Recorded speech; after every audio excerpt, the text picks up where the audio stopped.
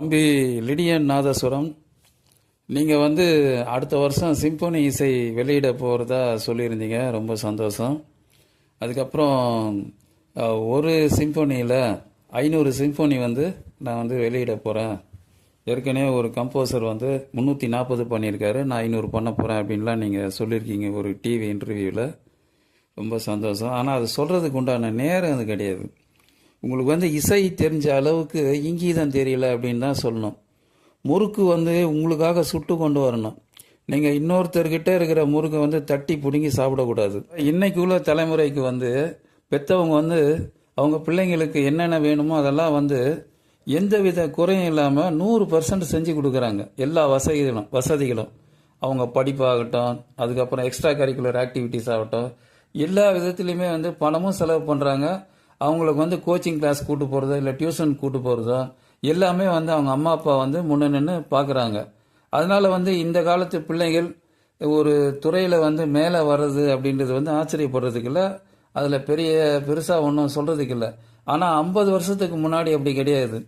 அந்த பசங்களுக்கு அப்போவில் அவங்க அம்மா அப்பா எந்த விதமான வசதிகளும் செஞ்சு கொடுக்கல அப்படின்னு தான் நம்ம சொல்லணும். இப்போ நான் டைரெக்டாக பாயிண்ட்டுக்கு வரேன். இப்போ நம்ம இளையராஜா ஐயாவே எடுத்துக்கோங்க. ஹார்மோனியம் வாசிக்கிறதுக்கே அவங்க அண்ணா அடித்தாங்க. அதுக்கப்புறம் ப்ராக்டிஸ் பண்ணுறதுக்கு நல்ல இடம் கிடையாது. அதுக்கப்புறம் நல்ல சாப்பாடு கிடையாது. 3 வேளையுமே அவங்க திருப்தியாக சாப்பிட்டாங்களா அப்படின்னா அது நிச்சயமாக இல்லைன்னு தான் நம்ம சொல்லணும். அதுக்கப்புறம் கோச்சிங் கிளாஸ் எதுனா போகக்கூடிய வசதி அந்த பண்ணபுரத்தில் இருந்ததான்னு கேட்டால் அதுவும் கிடையாது. இது கற்றுக்கணும் அப்படின்னா ஒன்று மதுரை வரணும், இல்லைன்னா சென்னை தான் வரணும். இவ்வளோ இடையூறுகள் இருந்தது. ரெண்டாவது இதுக்கெல்லாம் பணமும் கிடையாது. இந்த வசதிகள்லாம் அவர் ஏற்படுத்திக்கிறதுக்கு அவர் பல வருடங்களை வீணாக்கியிருக்காரு. இந்த இசையை கற்றுக்கணும், இந்த இசை மியூசிக் கிளாஸ் போகணும் அப்படின்றதுக்கே பல வருஷம் போயிருக்கு. அதுக்கப்புறம் தான் சென்னைக்கு அவங்க மியூசிக் கற்றுக்கிட்டு தன்ராஜ் மாஸ்டர்கிட்ட மியூசிக் கற்றுக்கிட்டு அதுக்கப்புறம் ஜிகே வெங்கடேஷ் சார்கிட்ட அசிஸ்டண்ட்டாக இருந்து சினி ஃபீல்டில் உள்ள என்ட்ரி ஆனது. அதுக்கு பல தடங்கல்கள். யாருமே அந்த காலத்தில் ஒரு ஆர்கெஸ்ட்ராவில் கிட்டார் வாசிக்க போனாலும் இல்லை கீபோர்டு வாசிக்க போனாலும் நம்ம என்னதான் நல்லா வாசித்தாலுமே அவங்க ஏதாவது ஒன்று குறை சொல்லிக்கிட்டே இருப்பாங்க, மட்டம் தட்டிக்கிட்டே இருப்பாங்க. நம்ம இன்னைக்கு உள்ள ஜென்ரேஷன் அப்படின்னா பட்டுன்னு கிட்டாரை தூக்கி போட்டு ஓடியாந்துடுறாங்க. ஆனால் அன்றைக்கி அப்படி இல்லை. அவ்வளோ அவமானங்களும் இன்னல்களையும் சகிச்சுக்கிட்டு வேறு வழி இல்லாமல் அந்த சகிப்பு தன்மையோடு அந்த துறையில் தொடர்ந்து பயணம் பண்ணிகிட்டு இருக்காங்க. ஆனால் தம்பி உங்களுக்கு அந்த மாதிரி பிரச்சனைகள் எதுவுமே கிடையாது. நீங்கள் சின்ன வயசுலேயே ஸ்கூலுக்கு போகல. உங்கள் அப்பா எல்லாத்தையுமே தாங்கிக்கிட்டாரு. உங்கள் சொந்தக்காரங்க, உங்கள் வீட்டை சுற்றி இருக்கிறவங்க எல்லாமே இந்த பையனை ஸ்கூலுக்கு போகாமல் இருக்கிறான் அப்படின்னு எல்லாருமே திட்டியிருப்பாங்க. ஆனால் அந்த திட்டுகளும் வசவுகளும் உங்கள் அப்பாவே ஏற்றுக்கிட்டு இருப்பார். உங்களை ஒரு சின்ன இது கூட உங்களை காயப்படுத்தியிருக்காது. ரெண்டாவது, உங்கள் அப்பாவோட ஃப்ரெண்ட்ஸு, உங்கள் அப்பா சினி ஃபீல்டில் இருந்திருக்காரு, அதாவது மியூசிக் இசைத்துறையில் இருந்திருக்காரு. அதனால் அவங்கெல்லாம் உங்களுக்கு முழு சப்போர்ட் கொடுத்தாங்க. நீங்கள் எங்கே போனாலுமே உங்களுக்கு 100% சப்போர்ட் இருந்திருக்கும் மியூசிக் கிளாஸ் கற்றுக்கிறதுக்கும். சரி, இவரோட பையன் இன்னாரோட பையன் மியூசிக் கற்றுக்க வந்திருக்கான் அப்படின்னும் போது எல்லாமே ரொம்ப அக்கறை எடுத்து சொல்லி கொடுத்துருப்பாங்க. நீங்கள் ஈஸியாக அதை நல்லா கற்றுக்கிட்டு இருப்பீங்க. ரெண்டாவது, இன்னொன்று உங்களுக்கு ரொம்ப ஆர்வம் இருந்திருக்கும். அதுதான் மெயின். அந்த ஆர்வம் இல்லை, எனக்கு இன்ட்ரெஸ்ட் இல்லை அப்படின்னா யாரும் ஒன்றும் பண்ணியிருக்க முடியாது. அந்த ஆர்வமும் இடைவிடாத பயிற்சி உங்களை இந்த நிலைமைக்கு கொண்டு விட்டுருக்கு. அதுக்கப்புறம் வெளிநாடுலாம் போய் பல போட்டிகளில் கலந்துக்கிட்டு கோடிக்கணக்கான ரூபாயில் பரிசாக வாங்கிட்டு உங்களை யார் யாரெல்லாம் திட்டினாங்களோ அவங்களாம் உங்களை பார்த்து ஆச்சரியப்படுற அளவுக்கு நீங்கள் ரொம்ப பெரிய உயரத்துக்கு போயிட்டீங்க. அதுக்கப்புறம் தொடர்ந்து யூடியூப்லேயும் பல கச்சேரிகள்லையும் நீங்கள் கலந்துக்கிட்டு வாசிட்டு இருந்திருக்கிறீங்க. ரெண்டாவது, சினிமாவில் நீங்கள் என்ன பண்ணீங்க அப்படின்றது இன்னும் எனக்கு வெளியே தெரியல, யாருக்குமே தெரியல. லிடியன் நாதஸ்வரம் அப்படின்னு சிபிஎஸ்இ பள்ளியில் படிக்கிற பசங்க கிட்ட கேட்டால் கூட யார் அவங்க அப்படின்னு தான் கேட்குறாங்க. நீங்கள் என்ன ரீச் ஆகலன்னு தான் தோணுது. யாருக்கு தெரியும் அப்படின்னா சென்னையில் இருக்கிற மியூசிக்கல்ஸ் அங்கே படிக்கிற பசங்களுக்கு மியூசிக் கிளாஸுக்கு போகிறாங்க பார்த்தீங்களா, அவங்களுக்கு வேணா உங்களை தெரியும் லிடியன்னா யார். இந்த மாதிரி பல ஏரியாவில் மியூசிக் கிளாஸ் போகிறவங்களுக்கு யூடியூப்ல இசை பற்றிய தேடல் இருக்கிறவங்களுக்கு லிடியன்னா யாருன்னு தெரியும். ஸ்கூலில் போய் சிபிஎஸ்இ பள்ளியில், அதாவது தனியார் பள்ளியில் போய் கேட்கும்போது யாருக்குமே தெரியல. ஒரு 8th பசங்கிட்ட கேட்டாலும் தெரியல, 5th ஸ்டாண்டர்ட் படிக்கிற பசங்கிட்ட கேட்டாலும் தெரியல. அப்புறம் யூடியூப்ல வீடியோ போட்டு இவர் சின்ன வயசுலேயே மியூசிக் கிளாஸ்லாம் போயிட்டு ஸ்கூலுக்கு போகாமல் நல்ல ஒரு நிலைமைக்கு மியூசிக்கில் வந்திருக்காரு அப்படின்னு நம்ம சொல்லி புரிய வச்சதுக்கு அப்புறம் தான் தொடர்ந்து உங்கள் வீடியோலாம் பார்க்க ஆரம்பிச்சிருக்காங்க. நான் உங்களை வந்து யூடியூப்ல தான் பார்த்துருக்கேன். ஒரு முறை கூட வந்து நான் நேரில் பார்த்ததில்ல. நான் சென்னை தான், என்னோட ஊரே வந்து சென்னை தான். இப்போ நான் சென்னையில் இல்லை. உங்களை பார்க்கணும்னு நினச்சா கூட நான் வந்து ஒரு 600 கிலோமீட்டர் வந்து தான் நான் உங்களை பார்க்க முடியும். இருந்தாலுமே நான் ரொம்ப 600 கிலோமீட்டர் டிஸ்டன்ஸில் இருந்தாலுமே உங்களை பற்றி நான் ப்ரொமோட் பண்ணிகிட்டே இருப்பேன். ஸ்கூல் பசங்கிட்ட வந்து இவர் தான் இந்த லிடியன், இவங்க வந்து எல்லா இன்ஸ்ட்ருமெண்ட்டும் வாசிப்பாங்க அப்படின்னு வந்து ஒவ்வொரு பசங்க கிட்ட, ஏன்னா நான் சிபிஎஸ்சி ஸ்கூலில் வந்து மியூசிக் கிளாஸ் எடுத்துக்கிட்டு இருக்கேன். அதனால வந்து உங்களை பற்றி நான் ரொம்ப பெருமையாக பேசியிருக்கேன். இளையராஜா சார் தன்னோட வாழ்க்கையே வந்து இசைக்காக அர்ப்பணிச்சிருக்காரு அப்படின்னு தான் சொல்லணும். ஏன்னா அதிகாலையில் வீட்டை விட்டு 5 மணிக்கு புறப்பட்டார் அப்படின்னா இரவு வீட்டுக்கு போகிறதுக்கு 9 மணி 10 மணி ஆகிடும். சாப்பாடு கூட ஸ்டுடியோலேயே சாப்பிட்ருவாங்க. சில நேரம் தான் வீட்டுக்கு வருவாங்க. ஆனால் பசங்களை கூட அவரால் பார்க்க முடியாது. அவர் வர நேரம் பசங்கள்லாம் தூங்கியிருக்கோம். அவரோட மனைவி குழந்தைங்க இவங்களெல்லாம் கூப்பிட்டுட்டு வெளிநாடு வெளியூரெல்லாம் அதிகமாக போயிருப்பாரா, சுற்றி பார்த்துருப்பாரா, பொழுதுபோக்குக்காக அவர் வந்து தன்னோட நேரத்தை செலவு பண்ணியிருப்பாரான்னு பார்த்தீங்கன்னா நிச்சயமாக கிடையாது. அப்படி அவர் வந்து அதுக்கெல்லாம் நேரம் ஒதுக்காததுனால தான் இவ்வளோ படங்களும் இவ்வளோ பாடல்களும் வந்து கொடுக்க முடிஞ்சுது. அதுக்கப்புறம் how to name it, nothing but when, இதெல்லாம் வந்து அந்த ஆல்பம் கொடுக்கறதுக்கு அவரால் வந்து சிந்திக்க முடிஞ்சுது. 93 ஒரு சிம்போனி ட்ரை பண்ணாங்க, அது வந்து சக்ஸஸ் ஆகலை. அதுக்கப்புறம் வந்து இப்போதான் சிம்போனி வெளியிட்டு இருக்காங்க. இதுக்கே வந்து இத்தனை வருஷம் கடந்து வந்திருக்காரு. சிம்போனி மியூசிக் அந்த நொட்டேஷன் எழுதுறதுக்கோ பல வருடங்கள்லாம் ஆயிருக்கு. எல்லா கம்போசருக்கும் வந்து 1 வருடம் 2 வருஷம் ஆயிருக்கு, 3 வருஷம் ஆயிருக்கு. அப்படியே அந்த இதெல்லாம் வந்து நோட்ஸ் எழுதி கொண்டு போய் கொடுத்தாலுமே ரிஜெக்ட் பண்ணிடுவாங்க. இது சரியில்லை, அது சரியில்லை, இது சிம்போனி மாதிரி இல்லை அப்படின்றதெல்லாம் சொல்லுவாங்க. நம்ம ராஜா சாரோட அந்த 50 வருஷம் அனுபவத்தில் வந்து இன்னைக்கு வந்து 35 நாளில் அந்த சிம்போனி மியூசிக் வந்து நோட்ஸ் எழுதியிருக்காங்க. ராஜா சார் வந்து ஒரு சிம்போனி மியூசிக் வந்து அமைக்கிறதுக்கு வந்து இவ்வளோ சிரமப்பட்டு வெளிநாட்டில் லண்டனில் கொண்டு போய் வெளியிட்டிருக்காங்க. ஆனால் நீங்கள் வந்து அவ்வளோ உயரத்தில் இருக்கிற அந்த சிம்போனியை வந்து சும்மா இதெல்லாம் எனக்கு கால் தூசி அப்படின்ற மாதிரி உங்கள் பேட்டியில் சொல்கிறீங்க. அது என்ன விதமான ஒரு மனசுன்னு தெரியல. எப்படி இப்படிலாம் நீங்கள் பேசுகிறீங்க? ஏற்கனவே ஒரு கம்போசர் வந்து 340 சிம்போனி பண்ணியிருக்காரு, நான் ஒரு 500 பண்ண போகிறேன் அப்படின்னு ரொம்ப அசால்ட்டாக சொல்கிறீங்க. இளையராஜா சார் அங்கே சிம்போனி மியூசிக் பர்ஃபார்மன்ஸ் முடிச்சுட்டு திரும்ப ஃப்ளைட்டில் தான் வந்துக்கிட்டு இருக்காங்க. இங்கே வந்து தமிழ்நாட்டு மண்ணை மிதிக்க கூட இல்லை. அதுக்குள்ளே டிவியில் வந்து பிரேக்கிங் நியூஸ், லிடியன் நாதஸ்வரம் அடுத்த வருடம் சிம்போனி மியூசிக் அமைக்க போகிறார் அப்படின்ற மாதிரி ஒரு பிரேக்கிங் நியூஸ்லாம் வருது.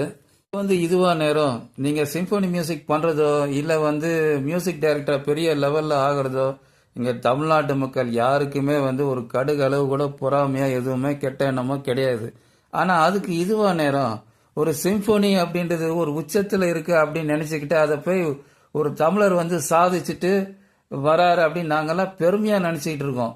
அது ரொம்ப உச்சத்தில் இருக்குப்பா, யாருமே அதை வந்து எட்டி பிடிக்க கூட முடியாது.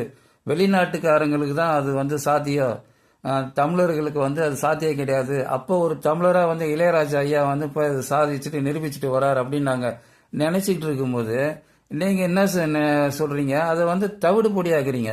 இதில் வந்து இதிலிருந்து உங்களோட வன்மம் தெரியுது. அதுக்கு இதுவா நேரம் அப்படின்னு நான் கேட்குறோம். மறுபடியும் நான் சொல்கிறேன், தமிழ மக்களுக்கோ வேற யாருக்குமோ நீங்கள் வந்து சிம்போனி மியூசிக் பண்ணுறது வந்து ஒரு பொறாமையோ ஒரு காழ்ப்புணர்ச்சியோ யாருக்குமே கிடையாது. நான் என்ன சொல்கிறேன் அப்படின்னா அதுக்கு இதுவா நேரம் நீங்கள் ஒரு 5 மாதத்துக்கு முன்னாடி சொல்லியிருக்கலாம். ஏன்னா சிம்போனி பற்றி அப்போ வந்து யூடியூப்லேயே வெளியே யாருக்குமே தெரியாது, இளையராஜா சார் பண்ண போகிறாரு அப்படின்ற விஷயமே யாருக்கும் தெரியாது. இல்லை இப்போ ஒரு 6 மாதம் கடந்து நீங்கள் சொல்லலாம். இல்லைன்னா அடுத்த வருஷம் தானே நீங்கள் பண்ண போகிறீங்க, அப்போ ஒரு ஜனவரியில் வந்து நான் ஒரு சிம்போனி பண்ண போகிறேன் அப்படின்னு கரெக்டாக வந்து சிம்போனி வந்து ஒரு பத்தி எரிஞ்சிக்கிட்டு இருக்கு. அந்த நேரத்தில் வந்து நான் சிம்போனி பண்ண போகிறேன், ஏற்கனவே ஒரு வெளிநாட்டு கம்போசர் 340 சிம்போனி பண்ணியிருக்காரு, நான் ஒரு 500 பண்ண போகிறேன், இனிமேல் வந்து எல்லாருமே வந்து என்னோட சிம்போனியை தான் கேட்கணும். முதல்ல நீங்கள் ஒரு சினிமா பண்ணுங்க தம்பி, ஒரு திரைப்படம் பண்ணுங்க. நீங்கள் லிடியன் நாதஸ்வரம் அப்படின்னா யாருக்குமே தெரியல. நான் சர்க்கஸ்லலாம் அந்த சர்க்கஸ் கலைஞர்கள் பண்ணுவாங்க பார்த்தீங்களா, கயிறு மேலே நடக்கிறது, இல்லை உயரத்தில் வந்து பல்ட்டி அடிக்கிறது, இந்த மாதிரி சாதனை தான் நீங்கள் பண்ணியிருக்கீங்க. ஓகேங்களா? நீங்கள் வந்து எந்த சினிமாவும் பண்ணி அதில் நீங்கள் வந்து ஒரு பாட்டு கொடுத்து ரீரெக்கார்டிங் செஞ்சு இதெல்லாம் வந்து மக்களை போய் சேர்ந்துச்சா அப்படின்னா கிடையாது. நீங்கள் 4 ரூமுக்குள்ளே ஏசி ரூமில் உட்காந்துக்கிட்டு ஏற்கனவே யாரோ பண்ணதை வாசிக்கிறீங்க. இல்லைன்னா எது உருப்படி இல்லாத விஷயங்களை போட்டு வாசித்து தேவையில்லாத சமாச்சாரங்களை யூடியூப்பில் வீடியோவில் போட்டு அவங்க உள்ளே போய் பார்க்குறாங்க, ஒரு 2 நிமிஷம் 3 நிமிஷம் ஸ்கிப் பண்ணிட்டு போயிட்டே இருக்காங்க. இப்படி தான் நீங்கள் பண்ணிட்டு இருக்கீங்களே தவிர வீட்டை விட்டு வெளியே வாங்க தம்பி. உங்கள் அப்பா வந்து ஸ்டேஜில் பாடியிருக்காங்க, நீங்கள் அந்த மாதிரி ஸ்டேஜ் பர்ஃபார்மன்ஸ்லாம் வந்து நிறையா பண்ணுங்க. சினிமாவுக்கு நிறைய வந்து படங்களை பண்ணுங்க. நீங்கள் தமிழ்நாட்டில் பிறந்து தமிழக மக்களுக்காக நீங்கள் என்ன பண்ணீங்க? திரைப்பட இசையில் நீங்கள் என்ன பண்ணியிருக்கீங்க, என்ன சாதிச்சீங்க? அதை பண்ணாமல் ஸ்ட்ரெயிட்டாக வந்து சிம்போனி தானா? இந்த கவுண்டமணி சார் சொன்ன மாதிரி ஸ்ட்ரெயிட்டாக இவர் ஆர்டிஓட்ட தான் பேசுவாரா அப்படின்ற மாதிரி இருக்கு உங்களோட பேட்டியெல்லாம் பார்த்தா. அப்படி பேசாதீங்க தம்பி. யாரோட வளர்ச்சியும் யாராலையும் வந்து தடுக்க முடியாது, ஓகேங்களா? அவங்களுக்கு வந்து கடவுளோட ஆசீர்வாதம் இருக்கிற வரைக்கும், பெற்றவங்களோட ஆசீர்வாதம் இருக்கிற வரைக்கும் அவங்கவுங்க வளர்ந்துக்கிட்டே தான் இருப்பாங்க. நீங்கள் வந்து சிம்பொனி பற்றி தேவையில்லாமல் வந்து வீடியோவில் யூடியூப்பில் போட்டு டிவி மீடியாக்கெல்லாம் வந்து பேட்டி கொடுக்குறேன்னு சிம்பொனி வந்து எனக்கு நீங்கள் பேசுகிறத பார்த்தா இன்னும் கால் தூசிக்கு சமன்ற மாதிரி இருக்குது. நான் 500 பண்ண போகிறேன், 1000 பண்ண போகிறேன், தாராளமாக பண்ணுங்க. முதல்ல 1 பண்ணிக்காமீங்க. அடுத்த வருஷம் நீங்கள் பண்ண போகிறீங்களா? அது வரைக்கும் பேசாமல் இருங்க தம்பி. அடுத்த வருஷம் ஒரு சிம்பொனி போய் பண்ணிட்டு வாங்க. நீங்கள் 500ன்னா 1000 பண்ணுங்க, கேட்கறதுக்கு நாங்கள் தயாராக இருக்கோம், ஓகேங்களா? நீங்கள் அப்படி வந்து பேசுங்க, அந்த மாதிரி பேசுங்க. அந்த இசை அறிவு இருக்கிற அளவுக்கு உங்களுக்கு இங்கேயும் தான் தெரியல அப்படின்னு தான் நான் சொல்லணும். உங்கள் அப்பா வந்து உங்கள் அப்பாவுக்கு ரோல் மாடல் இளையராஜா, உங்களுக்கு ரோல் மாடல் உங்கள் அப்பா. அதுக்கு மேலே ஒரு உயர்ந்த ஸ்தானத்தில் இருக்கிறார் நம்ம ராஜா ஐயா, இளையராஜா ஐயா. இப்படி வந்து உங்களுடைய ரத்த ஓட்டத்தில் வந்து உங்களுடைய ரத்த ஓட்டம் மட்டும் இல்லை, தமிழக மக்கள் அனைவரோட ரத்த ஓட்டத்திலையுமே வந்து இளையராஜா ஐயாவோட இசை பாதிப்புகள் இருக்கும். எங்களுக்கெல்லாம் வசதி இல்லை, வாய்ப்பு இல்லை. எங்களெல்லாம் வந்து நான் காலேஜ் ஃபர்ஸ்ட் இயர் படிக்கும் போதே என்னை வேலைக்கு அனுப்பிச்சிட்டாங்க எங்கள் அம்மா அப்பா. ஈவினிங் காலேஜ் தானே படிக்கிற, நீ வேலைக்கு போ அப்படின்னு ஒரு ஸ்கூலில் வந்து டைப்பிஸ்டாக வேலைக்கு சேர்ந்து 4 மணிக்கு வேலையை முடிச்சுட்டு காலேஜ் படிக்க 6 மணிக்கு போயிட்டு 9 மணிக்கு வரணும். அடுத்த நாள் மறுபடியும் வந்து நான் வந்து வேலைக்கு போனோம். அவ்வளோ டென்ஷனான ஒர்க்கு அந்த ஒர்க்கு. டைப்பிங் வேலையும் கொடுப்பாங்க, கேஷியர் வேலையும் கொடுப்பாங்க, சில நேரம் பியூன் வேலையும் கொடுப்பாங்க. இந்த மாதிரியெல்லாம் இருக்கும். நான் ஒரு கிப்சன் கிட்டார் 450 ரூபா விலை, அது வாங்குறதுக்கே எனக்கு 3 வருஷம் ஆச்சு. இவ்வளோ இடையூறுகள் சந்திச்சு அதுக்கப்புறம் மாஸ்டர் கிடைக்கல. நான் சொல்றது 1990ல் மாஸ்டர் கிடைக்கல. அங்கங்கே அலைஞ்சு அதை கட்டுறதுக்கு ஃபீஸ் இல்லை. அந்த நான் கிளாஸ் சேர்ந்த சமயம் பார்த்து வேலை போயிடுச்சு. வேலையை என்னால் தொடர்ந்து போக முடியாத ஒரு சூழ்நிலை வந்தது. இப்படி ஒரு பல இடையூறுகள் இருந்தது. உங்களுக்கெல்லாம் அப்படி கிடையாது. ஏன்னா எல்லா வசதிகளும் வந்து உங்களுக்கு வந்து உங்கள் அம்மா அப்பா அதோட கடவுளோட ஆசீர்வாதமும் உங்களுக்கு எல்லாமே பரிபூர்ணமாக இருக்குது. தாராளமாக நீங்கள் சாதிப்பீங்க, நல்லா வருவீங்க. நீங்கள் வந்து அடுத்த வருஷம் சிம்பொனி பண்ணதை இந்த தேவையில்லாத இன்டர்வியூலாம் கொடுத்துக்கிட்டு ஒருத்தர் வாயிலே விழ வேணான்றது தான் என்னோட ஆதங்கம். நீங்கள் வந்து தாராளமாக பண்ணுங்க. யூடியூப்பில் வீடியோ கண்டவங்களுக்கெல்லாம் பேட்டி கொடுத்துட்டு நேரத்தை வீணடிக்காதீங்க. அடுத்த புக்கு என்ன படிக்கலாம், அடுத்த எக்ஸாம் என்ன போகலாம், மியூசிக்கில் என்னென்னலாம் எக்ஸாம் இருக்குது, தியரி நீங்கள் எத்தனை முடிச்சிருக்கீங்க அப்படின்றது எனக்கு நல்லா தெரியல. ப்ராக்டிக்கல் நீங்கள் எல்லா இதுலேயுமே நீங்கள் 8th கிரேட் முடிச்சிருக்கலாம். தியரியில் நீங்கள் என்ன படிச்சிருக்கீங்க அப்படின்றது எனக்கு சரியாக தெரியல. இன்னும் மேற்கொண்டு என்னென்னலாம் படிக்கணுமோ, இல்லை சிம்பொனி மியூசிக் பண்ணுறதுக்கு இன்னும் என்னென்னலாம் தெரிஞ்சுக்கணும் அப்படின்றது நீங்கள் அந்த மாதிரி விஷயங்கள்லாம் வந்து நீங்கள் கேதர் பண்ணிக்கிட்டு நீங்கள் உங்களுடைய சிம்பொனி பயணம் வெற்றிகரமாக அமையணும் அப்படின்றது என்னோட ஆசை. அது நீங்கள் வந்து என்னோட ஆசை மட்டும் இல்லை, உங்கள் அம்மா அப்பாவோட ஆசை, ஐயா இளையராஜா அவர்களுடைய ஆசையும், தமிழக மக்கள் அவங்களோட ஆசையும் அதுவாக தான் இருக்கும். தாராளமாக நீங்கள் வாங்க, நல்லா சாதிச்சு காமிங்க.